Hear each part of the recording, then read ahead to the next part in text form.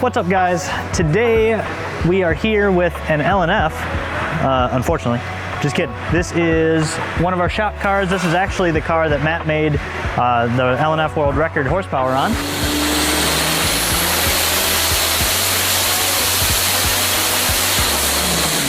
Been through many iterations, but what I'm here today to show you is we're going to do an install video on our new LNF fuel filter kit.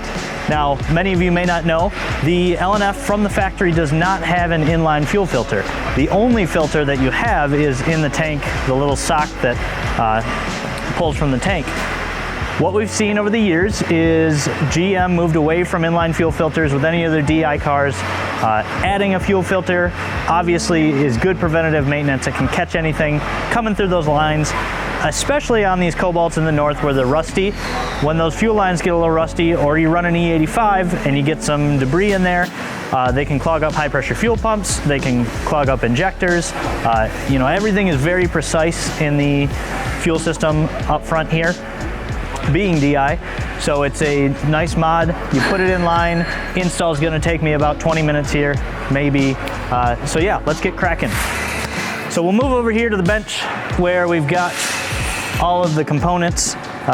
In your kit, you're gonna have your ZZP fuel filter. It's got a stainless steel element in there. It is cleanable and serviceable. As it runs away from me. There we go. So you'll have your fuel filter. You'll have this nice powder-coated bracket. That's gonna be where it attaches to the body. Your AN line with AN fittings. These loop brackets that will attach to our main bracket, some hardware, and one more fitting. Overall, like I said, it's gonna be real straightforward.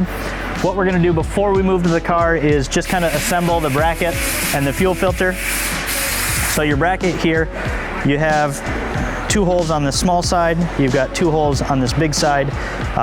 These holes are where it mounts to the body. You'll see when we get there, but that's gonna mount there. We're gonna put our loop brackets on these holes, slide our fuel filter in, and then install on the car. So I'm gonna start with this, and you're gonna take your 2 smaller M6 nuts and bolts here.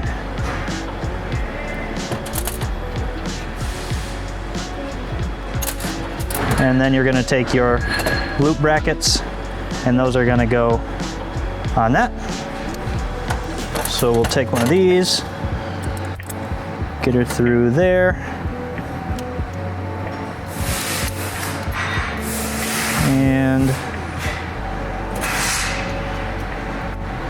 get it into our bracket.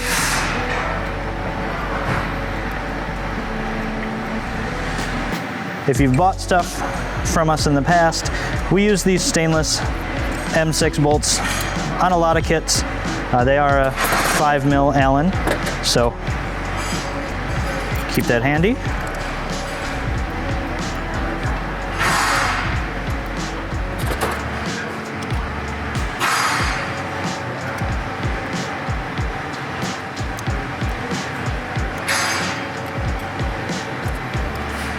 Now I'll get this started, but you don't want to crank it all the way down because you'll want to kind of mess with the fitment in the car. So we'll get these started snug. Then you're going to take your fuel filter, pass it through these 2. Your ZZP is going to run left to right.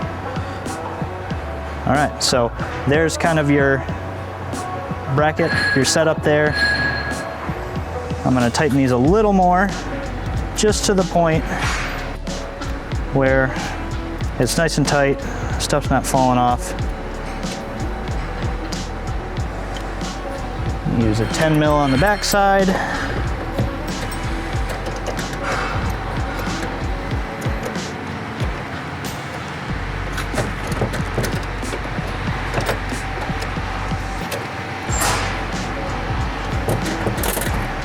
There we go. All right, we're nice and snug.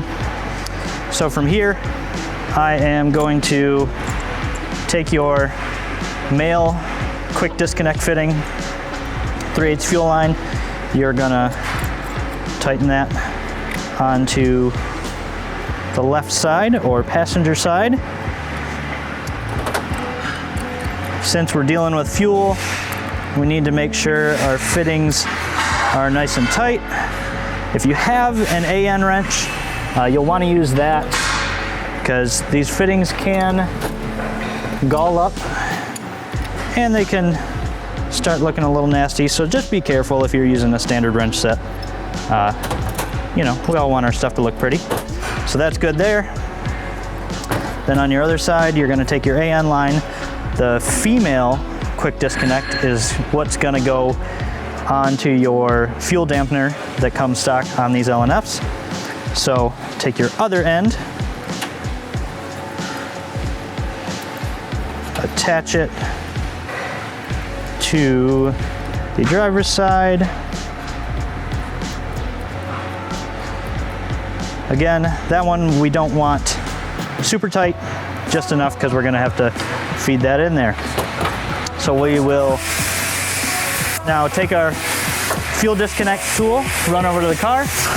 Now that we're over at the engine here, I'm going to show you what to do with your stock lines. This car has our 5th injector kit on it.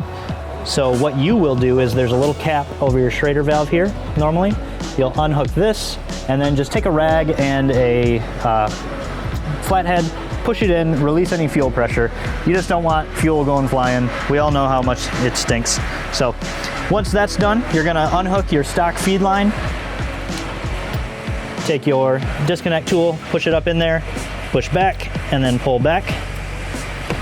So our stock line runs all the way from the tank all the way on up here. Obviously we're changing the mounting point where the filter is going to go up here. So what you got to do is take your stock line and then you're going to feed it back up and over this AC compressor line. So you can see this is either the high or low side, I can't remember, but you will get that around there. Hopefully your little heat shield isn't as beat up as this one, been through the ringer. So how this is gonna sit, it's gonna come across and connect there. So you'll wanna pull as much slack as you can out of the line, just so you don't get any pinches. So now I'm gonna grab my filter assembly, grab my nuts and bolts. So the longer M6s are for the bracket to body. Bring this around. Your hose is gonna fit under your charge pipe here.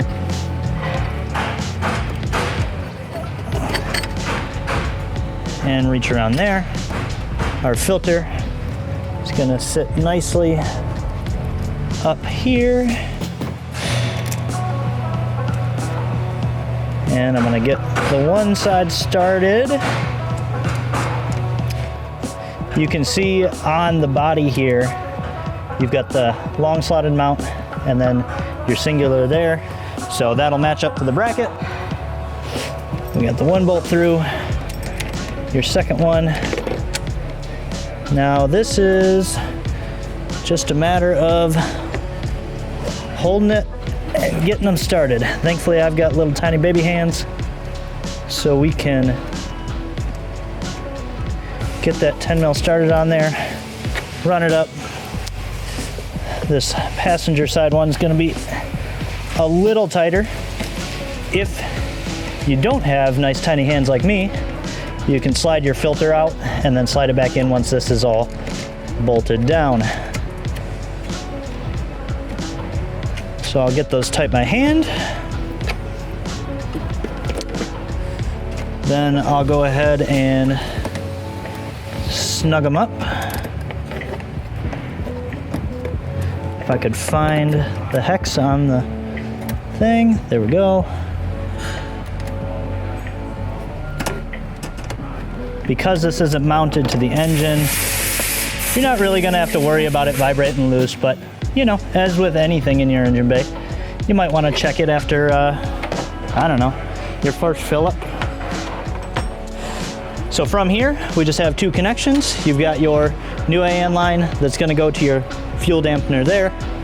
It's a quick disconnect, so she clicks on, and then your stock line here that we run around. We click that on there. Now the only other thing you might want to do is snug up your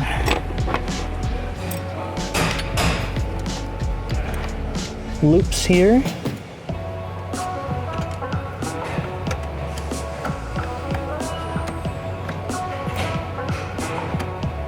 Okay, 1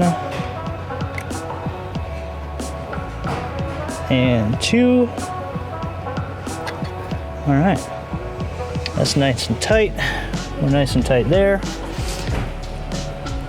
Clipped on, ZZP right out front there, and that's it.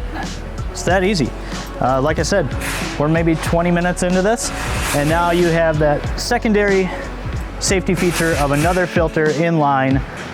Like I said, it is cleanable. You know, there's no regular service schedule that you should follow with this. You know, if you're just doing some maintenance, say you're doing an oil change, all you have to do is take your wrench and you can actually remove these red anodized pieces, crack those loose, spin it off, and then you can take the filter right out of there. Clean it, brake clean, you know, Dawn dish soap and water. Just make sure it is totally clean. That's where brake clean will come in before going back on. But otherwise, nice, simple, easy mod. Looks great in your engine bay. Could potentially save you a high pressure fuel pump in the future. So if you have any questions, feel free to reach out. Customer service at ZZPerformance.com or myself, Tyler.v at ZZPerformance.com. Let me know what you guys think. We'll catch you next time. Peace.